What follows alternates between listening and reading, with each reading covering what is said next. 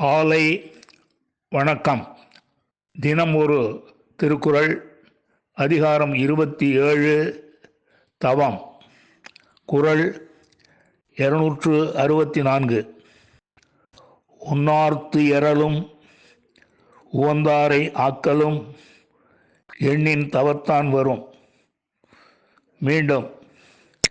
உண்ணார்த்து எறலும் உவந்தாரை ஆக்கலும் எண்ணின் தவத்தான் வரும். இதன் விளக்கம்: தீமை செய்யும் பகைவரை அடக்குதலும் நன்மை செய்யும் நண்பரை உயர்த்துதலும் நினைத்த அளவிற்கு தவத்தின் வலிமையால் உண்டாகும் என்பதை அறிவோம். மீண்டும். தீமை செய்யும் பகைவரை அடக்குதலும் நன்மை செய்யும் நண்பரை உயர்த்துதலும் நினைத்த அளவிற்கு தவத்தின் வலிமையால் உண்டாகும் என்பதை அறிவோம்.